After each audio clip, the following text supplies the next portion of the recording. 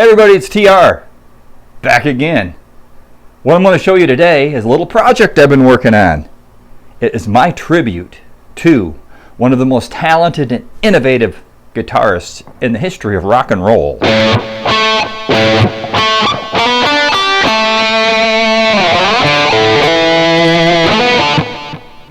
Oh yeah.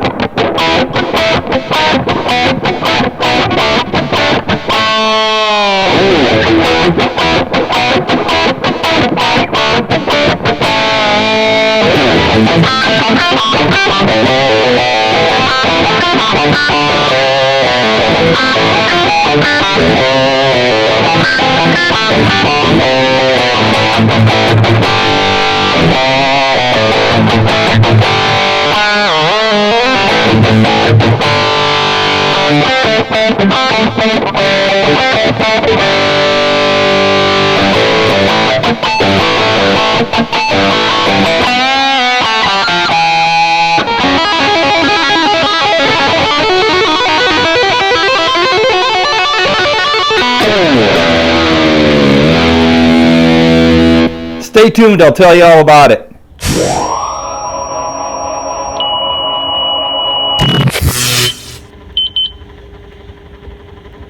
So, I decided after finishing a non-music related project in my workshop that I would do something music related because I love guitar.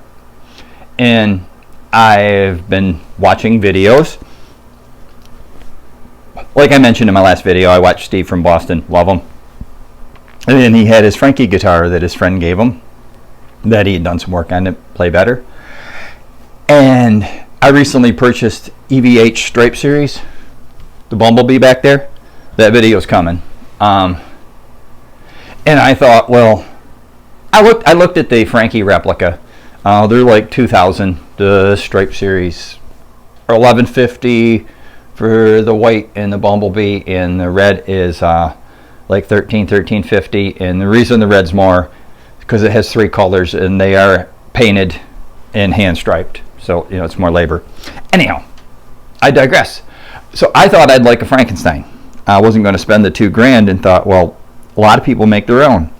So I started to make my own, and I had Guitar Fetish XGP body. This used to be surf green. Apologize to any surf people out there for destroying that, but used to be surf green. The reason I used it is because it was routed for 3 single coils, which you need because you have to do this butchery in the humbucker position to make it look right. And this neck is off of a Daphne Blue Squire Deluxe, which, don't worry folks, it's still alive. My old 1992 made in Mexico Strat has a replacement neck on it, which is another video. And so it now has the original neck off of that guitar. So it's got a 90s made in Mexico Fender neck on it. So it is better than it was. So I had this neck, I had this body, I had lots of parts laying around, and decided I would try a project. Well, partway through painting it, because first you got to paint it the black and white version, and then you turn it into the Frankie that we know. I watched lots of videos, did a lot of things wrong. One of the videos I watched was an interview with Eddie from when the custom shop made him his replica, and he had the real Frankie and the replica, and actually wrote on the replica so he could tell it apart, and because it was that good. 2 times in that interview he mentioned he wished he'd left it white and black. Twice. So you know how Fender has their Parallel Universe series of instruments? Well, I got thinking, what if he had left it white and black? So I decided to leave mine white and black and to do just a little bit different, like what maybe could have happened instead of what did happen. So I still have the same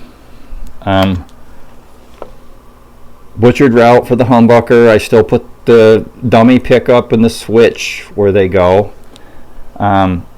This pickup, I don't have one with the what was it, phenolic or something, red on the top. I don't have one like that anyways, but this one has blue tape around it. It gives it a little color like the red does on the other Frankie. It's out of a Glary, believe it or not. That was another project. I ripped everything out of that and saw what I could do with it. The right type of switch here, put it in there. Could have put the box switch out of the Glary, and I wanted the half moon look of the right kind of switch. This pickup is out of a Squire vintage modified, which, don't worry again, it's a live back here with a real fender neck on it and a Duncan pickup. So there again, I recycle my leftover parts. There's some kind of an alpha pot that I just had laying around because I needed a 500K, thinking I might change it out for a CTS or something later, but this stupid thing works. And nail jack on the plate. One thing I bought for this was a couple cans of spray paint, and this Floyd Rose special. Yeah, I know the specials are supposed to be great. Believe it or not, this works great. And I have guitars I bought, Jackson Adrian Smith model, the export, with Floyd Rose special, and this is nicer. I don't know, go figure. Got this from Stu Mac. It says special on it, but it's nicer. Everything that turns smoother, works smoother, it's cleaner. Hate to say it, but it might be a different what you're getting that just say that on them. I don't know. Anyways, that's a whole nother thing too. But it works great. And okay, here's how I have her set up. The Squire neck, some Goto tuners that were already on it. This is my very first nut install. It's an R2. I've got a router, but it's a cheap one, and it's a great big cumbersome thing. Don't have the right bits for doing this. Will Galvin, used to be Will's Easy Guitars, Guitar Doctor now, has great tutorial videos, and he shows you the right way to cut a shelf for a locking nut to retrofit it on a Fender guitar. I did it the wrong way, but it came out pretty good. Used the Dremel and X-Acto knife, and I'm pretty happy with it. Got the action, the nut action really good. What you do is right here in the area of the 3rd fret space behind the 2nd fret, you hold the string down, and there should be the tiniest space between the string and the 1st fret, and there is. Then you double check it by putting it on the tuner, and this should be an F, this should be a G, and so on when your intonation is set. Of course, you have to set the intonation here first before you test that. So, posts for the Floyd. I have a small drill press. The guitar came within a 1/4 of an inch of fitting far enough under the press for me to use it. So I had to rely on this with a hand drill. They may be a hair forward. I'm not going to lie. They are. But they work. Could have plugged them and tried re-drilling them. Could have done worse the second time. And they work. And I rationalized that it's okay if they're a hair forward, because as I come up, they come level, and I actually get more travel out of them that way. Sits perfectly flat on the body. I mean, I don't know if I can show you. Probably can't, because I'm doing this. But it does sit perfectly flat on the body, which is what I wanted, because I want down only. I want no floating at all. And I mean, there's things you can do to make them sit level and block them, trem setters and stuff. This sits perfectly flat. Shim the neck, because you have to when you put a Floyd in, because you're raising things, with adhesive sandpaper, layering it to get an angle, one piece at a time, until the action could be where I wanted it, with this perfectly flat. So rather than setting it up and using the post to adjust the action, I actually adjusted the neck shim so that when this is perfectly flat with the body, the action is where I want it. Now I can't really go any lower, much anyhow, because of that, but why would I want to? I've got it set where I play, and I use low action. Another issue with it is I have a radius mismatch. Steve from Boston had that with his Frankie and had to fix it, because I read if you buy a real Floyd Rose, it comes with a shim for 10-inch radius in it, which you'd use with the 9.5, which this fender neck is. That's why the R2 nut, by the way, it's got the 10-inch radius. Besides the width, they come our numbers right up 10, 11. I don't know, they go way up. But there's two different factors. There's width and there is radius that are involved in this. There might even be some more factors too with some of the other ones, but width and radius.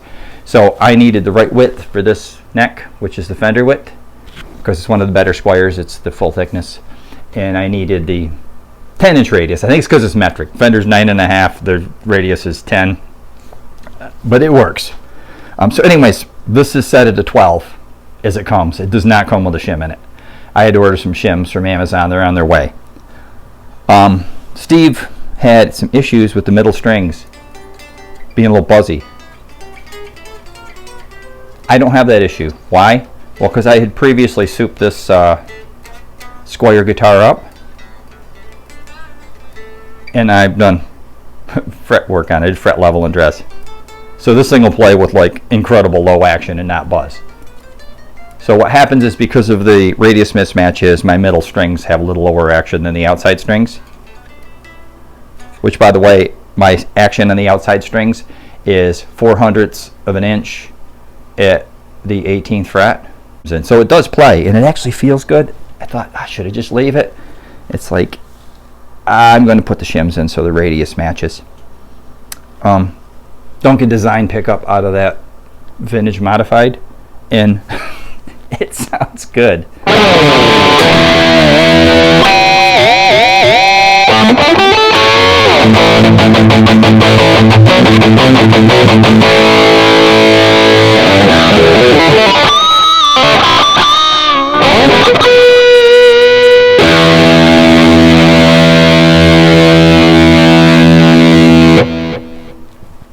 What's not to like? I mean, I think I got lucky.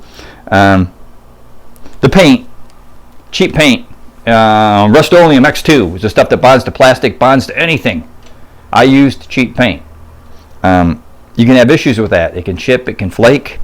Striped her up with the masking tape and thought about relicking it. Originally was, because I was going to do the Frankie, right? Well, I thought if I use the cheap paint, it's going to relic naturally and more easily.